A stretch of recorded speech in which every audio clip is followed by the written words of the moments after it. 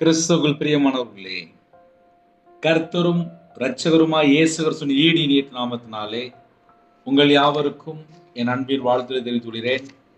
தேவன் அருளிய அப்பம் பிரேயர் மினிஸ்ட்ரி சேனல் மூலியமாக உங்களோடு சந்திப்பதில் மிகுந்த மகிழ்ச்சி அடைகிறேன். தினம்தோறும் அதிகால வேளையிலே பரிசுத்த வேதத்திலிருந்து நாம் ஒரு பகுதியை தியானித்து நம்முடைய குடும்ப பாதுகாப்பிற்காக அதிகால வேளையிலே அபிஷேகங்களை பெற்றுக்கொள்ள, தேவனுடைய கிருபை பெற்றுக்கொள்ள புதிய நாளுக்காக நாம் ஜெபிக்கிறோம். அதிகால வேளையிலே இணைந்திருங்கள். நீதிமொழிகள் 15ஆம் அதிகாரம் 6ஆம் வசனம், நீதிமொழிகள் 3ஆம் அதிகாரம் 33ஆம் வசனம், நீதிமொழிகள் 14ஆம் அதிகாரம் 11ஆம் வசனம், சங்கீதம் 119:53 4 வசனங்களை நாம் தியானிக்க போகிறோம். ஹல்லேலூயா. முதலாம் வசனத்திலே, நீதிமானுடைய வீட்டில் அதிக பொக்கிஷம் உண்டு, துன்மார்க்கனுடைய வருமானத்திலோ துன்பம் உண்டு. கர்த்தருடைய பிள்ளைகள் யாரெல்லாம் அதிகாலையில் இணைந்திருக்கிறீங்களோ, நீதிமானுடைய சிரசின் மேலே ஆசீர்வாதம் தங்கியிருக்கும் என்று வேதம் சொல்கிறது. நீதிமானுடைய வீட்டில் அதிக பொக்கிஷம் உண்டு. இயேசு கிறிஸ்து ரத்தத்தினால கழுவப்பட்ட எல்லாருமே நீதிமான் தான். கர்த்தருடைய பிள்ளையோட வாழ்க்கையிலே ஆசீர்வாதம் செழிப்பா இருக்கணும். ஆனா இன்று எத்தனையோ குடும்பத்துக்குள்ளே தரித்திரம், கஷ்டம், பிரச்சனை, உபத்திரம், பாடுகள், பல பிரச்சனை. வீட்டுல பார்த்தா பணமே இருக்காது. இதுக்கு பின்னாடி என்னன்னு சொல்லி கையில பைபிள் எடுத்து வாசித்து பார்த்ததுல, இயேசு கிறிஸ்து ரத்தத்தினால கழுவப்பட்ட நீதிமான் தான்ப்பா. ஆனா 24 மணி நேரம் வாழ்க்கையிலே தேவனோட வார்த்தைக்கு கீழ்ப்படுகிறாங்களா அப்படின்னு சொல்லி கொஞ்சம் ஆழமா போய் உள்ள யோசித்து பார்த்தால், நிறைய குடும்பத்துல கையில பைபிள் கூட எடுத்து வாசிக்காம இருக்கிறாங்க. அது மிகுந்த ஒரு வேதனையான காரியம். அதே நேரத்துல தேவனை முழு இதயத்தோடு தேடாம இருக்கிறாங்க. அதுவும் ஒரு வேதனையான காரியம். இன்னொன்னு கூட இருக்கு. இந்த ஜனத்தை எனக்கென்று ஏற்படுத்தினேன், இவர்கள் என் துதியை சொல்லிக் கொண்டு வருவார்கள். அப்ப அந்த கடைசி காலத்திலே கர்த்தருடைய பிள்ளைகள் யாரெல்லாம் இணைந்திருக்கிறீங்களோ, எல்லாருமே ஜெபிக்கிற பிள்ளைகளா இருக்கணும். எல்லாருமே தேவனோட நாமத்தை மகிமைப்படுத்துற பிள்ளைகளா இருக்கணும். அப்படி இருக்கும்போது நம்ம குடும்பம் கண்டிப்பாக ஆசீர்வதிக்கப்படும். ஹல்லேலூயா. இந்த காலவேளையிலே யாரெல்லாம் இணைந்திருக்கிறீங்களோ, எந்த சூழல் இணைந்திருக்கிறீங்களோ, தேவனுக்கு தெரியும். சில குடும்பத்துல யார்கிட்ட போய் சொல்ல தெரியாது. அந்த அளவுக்கு வீட்டுல பல விதமான பிரச்சனையோடு இணைந்திருப்பீங்க. இன்னைக்கு உள்ள செய்தி 2 பகுதியா இருக்கு. ஒரு பக்கம் பார்த்தா துன்மார்க்கன், இன்னொரு பக்கம் பார்த்தா நீதிமான். ஐயா, அந்த துன்மார்க்கனுக்கும் நீதிமானுக்கும் என்ன வித்தியாசம் அப்படின்னு யாராவது கேட்டால், நீதிமான் அப்படின்னாலே இயேசு கிறிஸ்து ரத்தத்தினால கழுவப்பட்டவர்கள். வேதம் தெளிவா எழுதப்பட்டிருக்கு. நீதிமான் இதயத்துக்குள்ளே தேவன் அருளிய வேதம் இருக்கும். இயேசு கிறிஸ்து ரத்தத்தினால கழுவப்பட்ட பிள்ளையோட வாழ்க்கையிலே அனுதினமும் வேதத்தை வாசிக்கிற பிள்ளைகளா இருக்கணும். வேதத்தை தியானிக்கிற பிள்ளைகளா இருக்கணும். அனுதினமும் இந்த கடைசி காலம் கர்த்தரை விட்டு தள்ளி பெறக்கூடாது. ஏன்னா உலகத்துல பல ஆபத்து இருக்கு. தேவன் அருளிய வேதம் நீதிமானோட இதயத்துல இருக்கிறது. அந்த ஆசீர்வாதம் நம்ம வீட்டுக்குள்ள இருக்கணும். யாரெல்லாம் இணைந்து கேட்கிறீங்களோ, நம்ம இருதயத்துக்குள்ளே வேதம் இருக்கா? அதுதான் ரொம்ப முக்கியமான ஒரு கேள்வி. இதை ஏன் காலையிலே நம்ம யோசிக்க வேண்டியிருக்கு, ஏன் கேட்க வேண்டியிருக்கு அப்படின்னா, கர்த்தருடைய பிள்ளைகள் இதை அறிந்து கொண்டால் நலமா இருக்கும். ஹல்லேலூயா. விசுவாசத்தினால எல்லாரும் நீதிமான் தான். ஆனால் 24 மணி நேரம் வாழ்க்கையிலே தேவன் எதிர்பார்க்கிற அந்த பரிசுத்தம் நம்முடைய வாழ்க்கையில இருக்கா? ஏன்னா அந்த கடைசி காலத்துக்குள்ளே நம்ம போயிட்டு இருக்கோம். நிறைய வீட்டுல உண்மை இல்லை. அதுதான் பிரச்சனை. பிரச்சனை எங்க ஆரம்பிக்குன்னு சொல்லி கையில பைபிள் எடுத்து வாசித்து பார்த்ததுல நிறைய வீட்டுக்குள்ள உண்மையே இல்லை. உண்மை உள்ள மனுஷன்தான் பரிபூர்ணமான ஆசீர்வாதத்தை பெறுவான். யாரெல்லாம் இந்த நாளிலும் எந்த சூழ்நிலை இணைந்திருக்கிறீங்களோ, தேவனுக்கு தெரியும். நீதிமானுடைய வீட்டில் அதிக பொக்கிஷம், அதிக பொக்கிஷம் என்று எழுதப்பட்டிருக்கு. அதிக பொக்கிஷம்னாலே அது கணக்கிலே இருக்காது, அந்த அளவுக்கு இருக்கும். அப்ப இயேசு கிறிஸ்து ரத்தத்தினால கழுவப்பட்டா நம்ம வீட்டுக்குள்ளே அவ்வளோ இருக்கணும். ஆனா இன்னைக்கு எத்தனையோ குடும்பத்துல கையில 100 ரூபா கூட இல்லாமல், 10 ரூபா கூட இல்லாமல் எத்தனையோ குடும்பம் கஷ்டப்படுது. ஒவ்வொரு மாசமும் கடன் வாங்கி சமாளிச்சுட்டு இருக்கிறாங்க. சில வீட்லலாம் வேலையே இல்லாம இருக்கு. குடும்பத்துக்குள்ளே பல காரியம். சில குடும்பத்துல தரித்திரம், சில குடும்பத்துல சாபத்துக்குள்ள சிக்கி கொள்றாங்க. எப்படின்னு சொல்லி பார்க்கும்போது 119 சங்கீதம் 53 வசனத்திலே உமது வேதத்தை விட்டு விலகுற துன்மார்க்கர் என்று எழுதப்பட்டிருக்கு. ஒரு மனுஷன் வேதத்தை விட்டு விலகி வாழ்ந்தால் துன்மார்க்கர். அப்ப இந்த கடைசி காலத்திலே கையில பைபிள் எடுத்து வாசித்து கீழ்ப்படிந்தால்தான் அந்த பரிபூர்ணமான ஆசீர்வாதங்களை பெற்றுக்கொள்ள முடியும். என் கட்டளையின்படி நடந்து என் நியாயங்களை கைக்கொண்டு உண்மையா இருப்பானாகில் அவனே நீதிமான். உண்மையா இருக்கணுமா? அப்ப கர்த்தருடைய பிள்ளையோட வாழ்க்கையிலே எந்த அளவுக்கு நம்ம உண்மையா இருக்கிறோமோ அந்த அளவுக்கு நமக்கு ஆசீர்வாதம். இதுதான் சத்தியம். உண்மையா இருப்பானாகில் அவனே நீதிமான். உண்மையா இருப்பானாகில் அவனே நீதிமான். அப்போ உண்மை உள்ள மனுஷன் பரிபூர்ணமான ஆசீர்வாதத்தை பெற்றுக்கொள்ள வேண்டும் என்றால் வாழ்க்கையிலே எல்லா பகுதியிலுமே உண்மை தேவைப்படுது. குடும்பத்திலே உண்மை தேவைப்படுது. நிறைய குடும்பத்துல இணைந்திருக்கிறீங்களா? காலைவேளையிலே நம்ம எப்படி தரமா யோசித்து பார்க்கணும். நம்முடைய எல்லா காரியத்திலுமே உண்மை இருக்கா? நம்ம குடும்பத்துக்குள்ள நம்ம உண்மையா வாழ்றோமா? அப்படி நம்ம யோசித்து பார்த்தால் பல ரகசியங்களை அறிந்து கொள்ள முடியும். ஏன்னா சில வீட்டுல குடும்பத்திலயும் சரி வீட்லயும் சரி எந்த காரியமா இருந்தாலும் சரி உண்மையை பார்க்க முடியல. இதுதான் நிறைய வீட்டில் உள்ள பிரச்சனைகள். இதையே நம்ம காலையில சொல்லிட்டு இருக்கு அப்படின்னா என் குடும்பம் ஆசீர்வாதமா இருக்குன்னு சொல்லி நிறைய குடும்பத்துல ஆசைப்படுவாங்க. வசனம் தெளிவு எழுதப்பட்டிருக்கு. நீதிமொழிகள் 28ஆம் அதிகாரம் 20வது வசனம் அழகா எழுதப்பட்டிருக்கு. உண்மை உள்ள மனுஷன் பரிபூர்ணமான ஆசீர்வாதங்களை பெறுவான். உண்மை உள்ள மனுஷன் தான். அந்த உண்மை உள்ள மனுஷனா நம்ம இருக்கும்போது நம்முடைய வாழ்க்கை ஆசீர்வதிக்கப்படும்ல. யாரெல்லாம் இணைந்திருக்கிறீங்களோ வாழ்க்கையிலே உண்மையா வாழ்றதுக்கு நம்ம எல்லாரும் அர்ப்பணிப்போம். என்னுடைய வாழ்க்கையில நான் கடந்த காலம் இல்ல பழைய வாழ்க்கை இல்ல ஓல்டு லைஃப் அப்படின்னு சொல்லலாம், உண்மை இல்லாமல் இருந்த காரணத்தினாலே எல்லாம் நஷ்டம், எல்லாம் நஷ்டம். ஆனா கையில பைபிள் எடுத்து வாசித்து பார்த்தேன். என்கிட்ட எங்க மிஸ்டேக்னு சொல்லி வாசித்து பார்த்தேன். நான் தேவனுக்கு முன்பாக உண்மையா இல்லை அப்படின்னு சொல்லி என்னை நான் முதல்ல புரிஞ்சுக்கிட்டு உணர்ந்துகிட்டு நேர தேவனுடைய சமூகத்துல போய் அர்ப்பணிக்க ஆரம்பிச்சு. அப்ப கர்த்தருடைய பிள்ளைகளுடைய வாழ்க்கையிலே உண்மை ரொம்ப முக்கியம். உண்மை உள்ள மனுஷன் தான் பரிபூர்ணமான ஆசீர்வாதத்தை பெறுவான். நம்ம வாழ்க்கையில எந்த அளவுக்கு நம்ம உண்மையா இருக்கிறோமோ அந்த அளவுக்கு நமக்கு ஆசீர்வாதம் ரெடியா இருக்கு. ஹல்லேலூயா. காலவேளையிலே ஒருவேளை இன்னைக்கு அவசர தேவை இருக்கு பிரதர், நான் இதுவரையும் நான் கர்த்தரை விட்டு தள்ளி போயிட்டேன், இன்னைக்கு என் குடும்பத்தை தேவன் ஆசீர்வதிப்பாரா? கண்டிப்பாக ஆசீர்வதிப்பார். நம்ம எந்த சூழ்நிலையிலே தேவனுடைய சமூகத்துல வந்திருக்கிறோம் தேவனுக்கு தெரியும். மனுஷனுக்கு வேணா தெரியாம இருக்கலாம். நம்ம இருதயத்துக்குள்ள நம்ம எப்படி என்ன யோசிக்கிறோம் எல்லாமே தேவனுக்கு தெரியும். அவருடைய பாதப்படியில அர்ப்பணித்தால் மட்டுமே போதும். உங்க குடும்பத்துல என்னென்ன தேவைகள் இருக்கு எல்லாம் தேவனுக்கு தெரியும். பரிபூர்ணமா ஆசீர்வதிப்பார். நம்ம அவருடைய சமூகத்திலே அர்ப்பணித்தால் போதும். அப்பா என் வாழ்க்கையில இதுதான்ப்பா சூழ்நிலை, இதுதான்ப்பா என்னுடைய வாழ்க்கையில குடும்பத்துள்ள காரியம். நீதிமானுடைய வீட்டில் அதிக பொக்கிஷம் உண்டு என்று சொன்னேன். அதே நேரத்திலே துன்மார்க்கருடைய வருமானத்திலே துன்பம் உண்டு. ஒரு மனுஷன் கர்த்தருடைய வார்த்தையை விட்டு விலகி வாழ்றனாலே துன்மார்க்கன். துன்மார்க்கருடைய வாழ்க்கையிலே என்னப்பா இருக்கு அப்படின்னா துன்பம், வருமானத்திலே துன்பம். அப்போ வருமானத்திலே துன்பம் வருது அப்படின்னா கொஞ்சம் நம்ம நிப்பாட்டி யோசித்து பார்க்கணும். துன்மார்க்கருடைய வருமானத்திலேயோ துன்பம் உண்டா? இன்னைக்கு நிறைய குடும்பத்துல என்ன இருக்கு? துன்பம் மட்டும்தான் இருக்கு.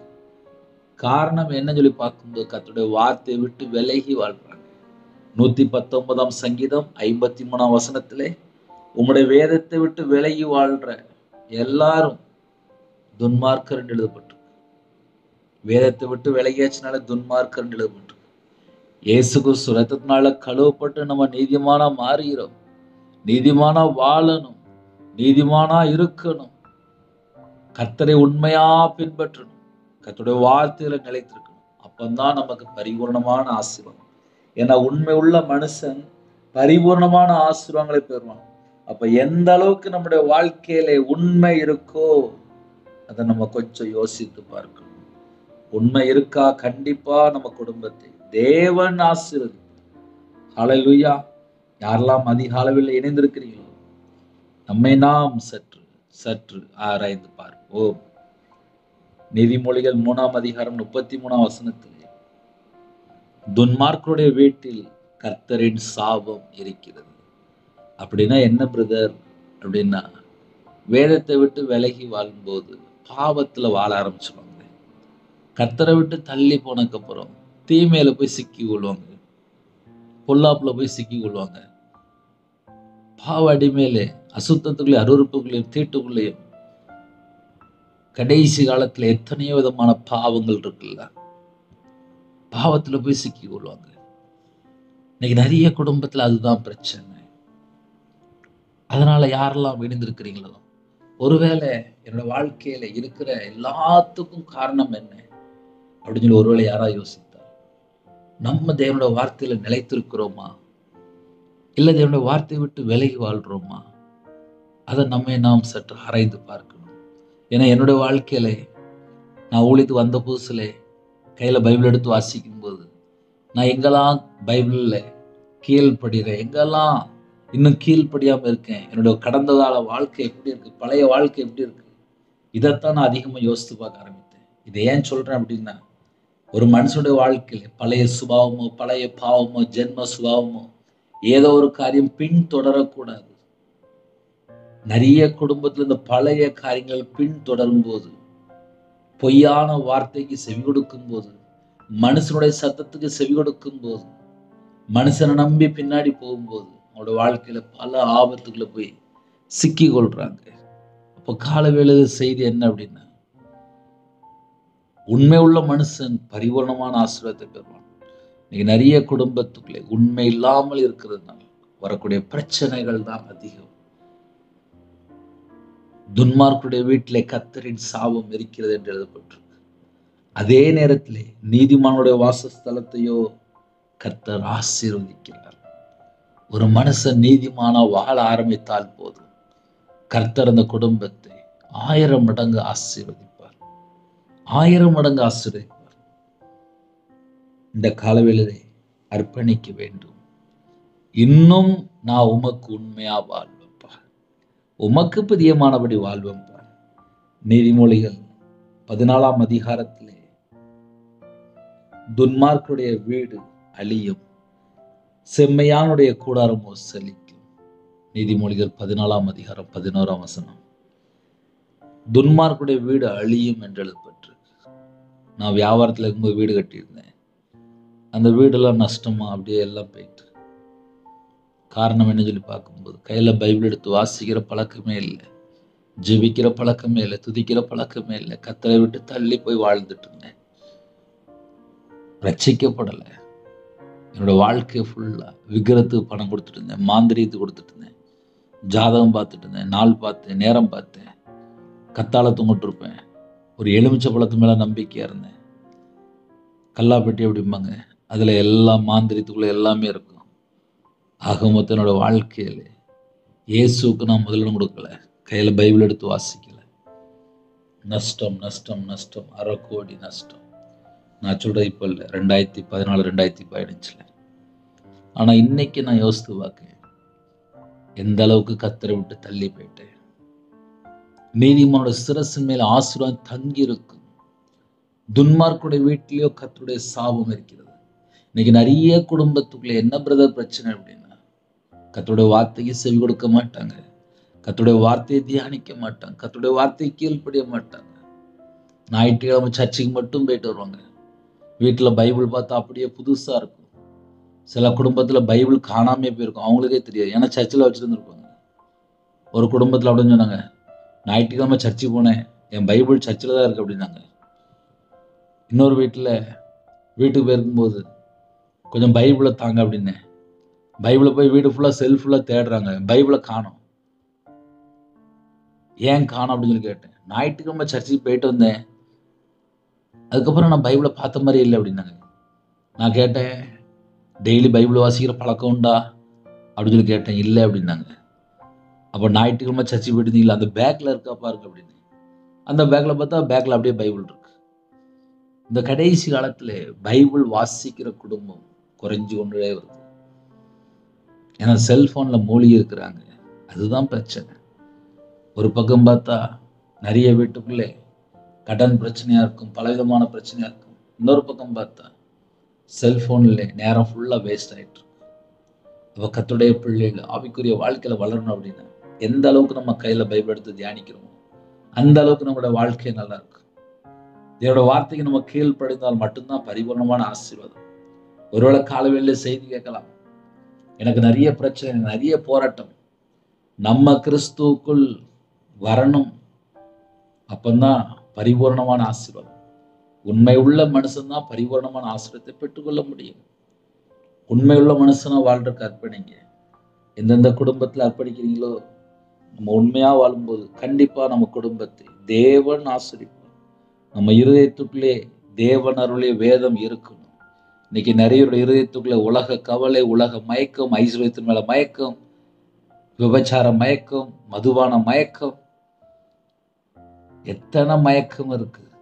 அதனால நிறைய குடும்பத்துக்குள்ளே கர்த்தரை விட்டு தள்ளி போய் வாழ்ந்துட்டு இருப்பாங்க. அப்ப அந்த காலவேளையிலே தேவனுடைய சமூகத்திலே உண்மையா வாழ்றதுக்கு அர்ப்பணிப்போம். கண்டிப்பா நம்ம குடும்பத்தை ஆசீர்வதிப்பார். நீதிமான் சிரசு மேல் ஆசீர்வாதம் தங்கி இருக்கும். நீதிமானுடைய வீட்டிலே அதிக பொக்கிஷம் உண்டு. நீதிமானுடைய வாசஸ்தலத்தை கர்த்தர் ஆசீர்வதிக்கிறார். செம்மையாய் இருக்கணும், செம்மையா இருக்கணும். செம்மையா இருக்கும்போது தான் ஆசீர்வாதம். நிறைய குடும்பத்திலே காணோம். என் வாழ்க்கையிலலாம் நான் கர்த்தரை விட்டு தள்ளி வாழ்ந்ததுனாலே செம்மைனா என்ன, உண்மைனா என்ன, உத்தமம்னா என்ன, உண்மையா பின்பற்றுனா என்ன, ஒவ்வொரு வசனம் வாசிக்கும்போது யோசித்து பார்ப்பேன். ஐயோ, விக்கிரத்துக்கு போய் பணம் கொடுத்துட்டேனே, மாந்திரியத்துக்கு பணம் கொடுத்துட்டேனே, இஷ்டம் போல வாழ்ந்துட்டேனே, துன்மார்க்கனா வாழ்ந்துட்டேனே, எல்லாமே நஷ்டம். என் வாழ்க்கையில எல்லாமே நஷ்டம். அந்த நஷ்டப்பட்டதுக்கு அப்புறம் கையில பைபிள் எடுத்து வாசித்ததுக்கு அப்புறம் புரிஞ்சது, நான் பைபிள் பிரகாரம் வாழலை.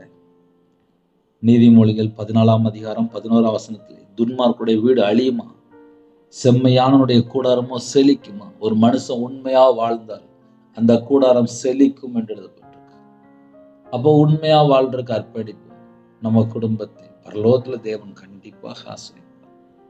புதிய நாளுக்காக ஜெபிப்போமா? கண்களை மூடி நாம் ஜெபம் செய்வோம். எங்களை அதிகமாய் நேசிகள் அன்பு அந்த பரிசுத்தமுள்ள நல்ல பிதாவே, நன்றியோடு துதிக்கிற சுதினப்பா. புதிய நாளுக்கான கிருபைக்காக நன்றிப்பா. இந்த நாளிலும் பொல்லாங்கிலிருந்து விலக்கி உங்க பிள்ளைகளை ஆசீர்வதிங்க. அதிகால வேளையில உங்களுடைய கிருபையால் நிரப்புங்கப்பா. உங்களுடைய பிரசன்னத்தால் போடுங்கப்பா. பரிசுத்தால் நிரப்புங்கப்பா. அக்னி அபிஷேகத்தால் நிரப்புங்கப்பா. ஆவிக்குரிய 9 கனிகளினாலும் ஆவிக்குரிய 1 நாள் நிரப்புங்கப்பா. ஜெப அபிஷேகம் தாங்கப்பா, தியானிக்கிற அபிஷேகம் தாங்கப்பா, துதிக்கிற அபிஷேகம் தாங்கப்பா. சிறுபிள்ளை முதல் கொண்டு முதியோருடைய எல்லா குடும்பத்துக்கு கர்த்தர் வேலை அடைங்க. எந்தெந்த குடும்பத்துல எந்தெந்த நாட்டுல ஜெபிக்கணும் எல்லா குடும்பமும் இயேசு கிறிஸ்து ரத்தத்தினாலே, இயேசு கிறிஸ்து நாமத்தினால் ஆசீர்வதிக்கப்படட்டும். பலன்களை திறந்து, பண்டசாலை திறந்து எல்லா குடும்பத்தையும் இடங்கொள்ளாமல் போக மட்டும் சம்பூர்ணமாக ஆசீர்வதிங்கப்பா. எத்தனையோ தேசத்துக்குள்ள இணைந்துக்காங்க. அவங்க இதயத்துக்குள்ளே எந்தெந்த காரியத்துல வேதனைகள் இருக்கோ, துக்கங்கள் இருக்கோ, எல்லாவற்றையும் மாற்றி போடுங்க. சகல குடும்பமும் இயேசு கிறிஸ்து நாமத்தினால் ஆசீர்வதிக்கப்படும். யாரெல்லாம் எந்த சூழ்நிலையிலே உபத்திரத்தோடு இணைந்துக்காங்களோ எல்லா உபத்திரத்தெல்லாம் மாற்றுங்கப்பா. என் தேவன் மாற்றுங்கப்பா. இந்த நாளிலும் உங்க பிள்ளைகளுக்கு சகல காரியத்திலையும் ஆசீர்வதிங்க. சகல காரியத்திலும் ஆசீர்வதிங்க. உங்க நாமம் மட்டுமே விடட்டும். நீங்க உங்க பிள்ளைகளோட கூட இருங்கப்பா. சில குடும்பத்துல காலவேளையில கண்ணீரோடு இருக்கிறாங்க. அதேவோட வார்த்தை கீழ்ப்படியாமல் வாழ்ந்து விட்டேனே, என்னோட வாழ்க்கையில எல்லாமே நஷ்டமாயிட்டு சொல்லி யோசிக்கிறப்ப, அந்த பிள்ளைகளை இந்த நாள் முதல் கொண்டு உங்க பிள்ளைகளை ஆசீர்வதிங்கப்பா. உங்க பிள்ளைகளை ஆசீர்வதிங்கப்பா. கடன்ல கஷ்டப்படுறாங்கப்பா, அந்த பிள்ளையோட வாழ்க்கையில கடன் பிரச்சனைக்கெல்லாம் ஒரு முடிவு கொண்டு வாங்க. ஒவ்வொரு குடும்பத்தையும் பேர் பேராக ஆசீர்வதிங்க. யாரெல்லாம் காலவேளையிலே ஸ்கூல் ஃபீஸ் கட்டணும், காலேஜ் ஃபீஸ் கட்டணும், இஎம்ஐ, குழுக்குள்ள பணம், நகைக்கடன், இன்னுமாக ஜொல்லோன், எங்கெல்லாம் கடன் வாங்கி வைத்திருக்காங்களோ அந்த எல்லா கடன் அடைக்கிறதுக்கு உங்க பிள்ளைகளுக்கு ஒரு திறந்த வாசல் வைங்கப்பா. உண்மை உள்ள மனுஷன் பரிபூர்ணமான ஆசீர்வாதத்தை பெறுவான். யாரெல்லாம் அர்ப்பணிக்கிறாங்களோ உங்க பிள்ளைகளோட இதயத்துக்குள்ளே என்னென்ன காரியத்துல வேதனைகள் கஷ்டம் இருக்கோ அது எல்லாவற்றையும் நீக்கி உங்க பிள்ளைகளை மறுபடியும் ஆசீர்வதிங்க. இந்த நாளிலும் யாரெல்லாம் தங்களை தாழ்த்துறாங்களோ கிருபையின் ஒரு நாள் நிரப்புங்கப்பா, ஞானம் ஒரு நாள் நிரப்புங்கப்பா, தீர்க்க தரிசனம் ஒரு நாள் நிரப்புங்கப்பா. எங்களோட அவைகளெல்லாம் கிறிஸ்துவ அவையமா மாறட்டும். எங்க உடம்புல ரத்தம் எல்லாம் கிறிஸ்துவ ரத்தமா மாறட்டும். சிறு பிள்ளைகள் முதற்கொண்டு முதியோர் எல்லா குடும்பத்தையும் கர்த்தர் வேல் அடைத்து ஆசீர்வதிங்க. பழனிகளை திறந்து பண்டசாலை திறந்து எல்லா குடும்பத்தையும் ஆசீர்வதிங்க. யாரெல்லாம் தங்களை தாழ்த்தணும் அந்த எல்லா குடும்பமும் இயேசு கிறிஸ்து ரத்தத்தினாலே இயேசு கிறிஸ்து நாமத்தில் ஆசீர்வதிக்கப்படட்டும். எல்லா குடும்பமும் ஆசீர்வதிக்கப்படட்டும். சில குடும்பத்துக்குள்ளே இருதயம் ஃபுல்லா துக்கத்தினால் நிரம்பி இருக்குப்பா. அந்த துக்கத்தை எல்லாம் நீக்கி போடுங்க. துக்கத்தை எல்லாம் நீக்கி போடுங்கப்பா. காலை வேளையில பஸ்ல போறாங்க, ட்ரெயின்ல போறாங்க, டிரைவிங் லைன்ல இருக்குங்க. அந்த குடும்பத்துக்கு ஒரு பாதுகாப்பு தாங்கப்பா. வாட்ச்மேன் ஜெபிக்கிறாங்க, செக்யூரிட்டி ஜெபிக்கிறாங்க, போலீஸ் ஆஃபீஸ் ஜெபிக்கிறாங்க, ஆர்மியில் ஜெபிக்கிறாங்க, காலவேளையில் டாக்டர் ஜெபிக்கிறாங்க, நர்ஸ் ஜெபிக்கிறாங்க, டீச்சர் ஜெபிக்கிறாங்க, பெட்ரோல் பல்க் வேலை பார்க்குறாங்க, நிறைய இடத்துல வெளிநாட்டில் இருக்காங்கப்பா. எல்லாரையுமே உங்களுடைய பாதத்தில் அர்ப்பணிக்கிறோம். உங்க பிள்ளைகளுக்கு என்னென்ன கிருபை வேணுமோ எல்லா கிருபைகளையும் தந்து பரிபூர்ணமாக ஆசிரியங்க. யாரெல்லாம் வெளியில புறப்படாலும் சிறு பிள்ளை முதல் கொண்டு முதியோர் வரை எல்லா குடும்பத்தையும் கர்த்தர் வேலி அடைக்க வேண்டும். உங்க பிள்ளைகளுக்கு சகல விதமான வாசல் திறந்து ஆசிரியங்க. எத்தனையோ குடும்பத்துக்குள்ளே காலவேளை இணைந்திருக்காங்கப்பா. யாரெல்லாம் திருமண நாள் கொண்டாடுறாங்களோ கர்த்தர் கரம் தொட்டு அப்போ அவங்க பிள்ளைகளை ஆசீர்வதிங்க. அவங்களோட வம்சம் அவனுடைய தலைமுறை ஆசீர்வதிப்பட்டு பிறந்தநாள் கொண்டாடுறாங்கப்பா. உங்க பிள்ளைகளே திருப்தியாக ஆசீர்வதிங்க, திருப்தியாக ஆசீர்வதிங்கப்பா. நிரம்பி வடிகிற பாத்திரமா இருக்கட்டும். கர்த்தர் பொறுப்படுத்துவாங்க. யாரெல்லாம் ஜெபிக்கிறாங்களோ புது எண்ணெயால் அபிஷேகம் பண்ணுங்கப்பா. உங்களுடைய கிருபையால் நிரப்புங்கப்பா. புது கிருபையால் நிரப்புங்கப்பா. கிருபையின் ஆவினால் நிரப்புங்கப்பா. கல்லான இதயத்தை எடுத்து போட்டு சதியான இதயத்தை அப்பா தாங்கப்பா. உங்களுடைய நல்ல ஆவியை தாங்கப்பா. உணர்வுள்ள ஆவியை தாங்கப்பா. உணர்வுள்ள ஒரு இதயத்தை தாங்கப்பா. உமக்காக எழும்பி பிரகாசிக்கணும்ப்பா.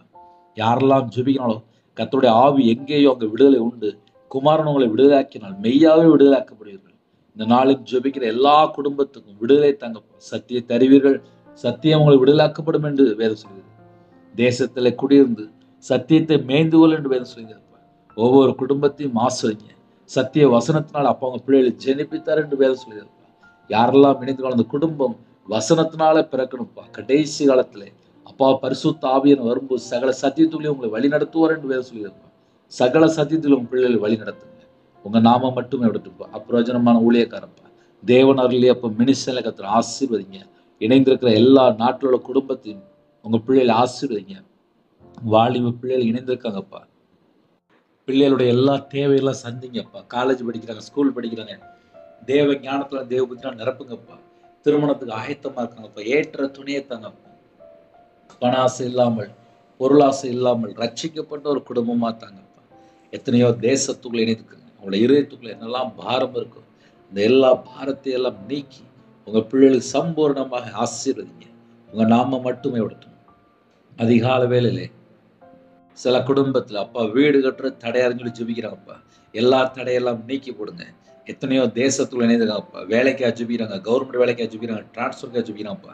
உங்க பிள்ளையோட மன விருப்பத்தை கர்த்தர் நிறைவேற்றித்தாங்க. இந்த நாளிலும் ஜெபிக்கிற குடும்பத்தை எழுப்புங்கப்பா. இயேசு கிறிஸ்துவுக்காக அப்பா வாழணும்ப்பா. கடைசி காலத்திலே அப்பா யாரெல்லாம் இணைந்துக்காங்களோ அவங்க எல்லாரும் மேல விசேஷமா கடைசி கால அபிஷேகத்தை ஊற்றுங்கப்பா. ஒவ்வொரு குடும்பமும் ஜெப அபிஷேகத்தால் நிரப்புங்கப்பா.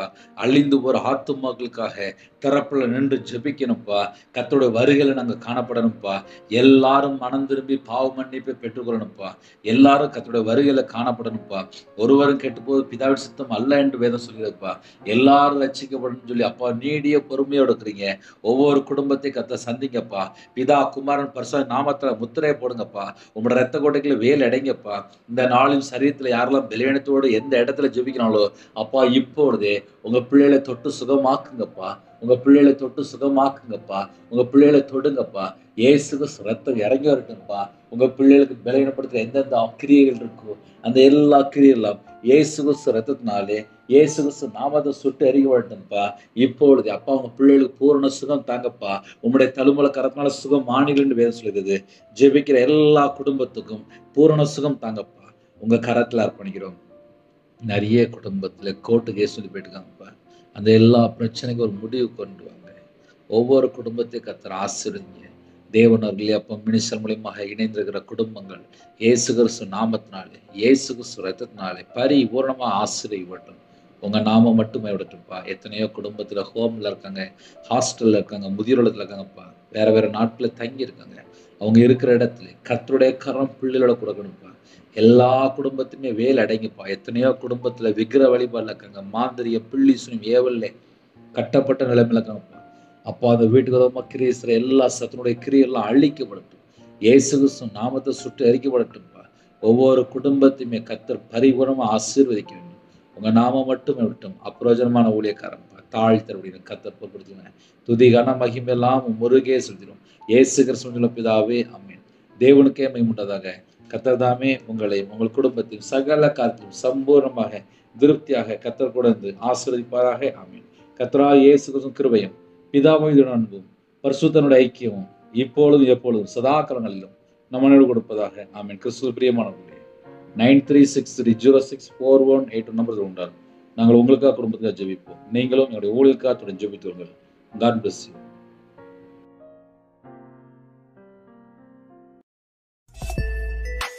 Thanks for watching. Please subscribe our channel. Click the like and share. Click the bell. God bless you.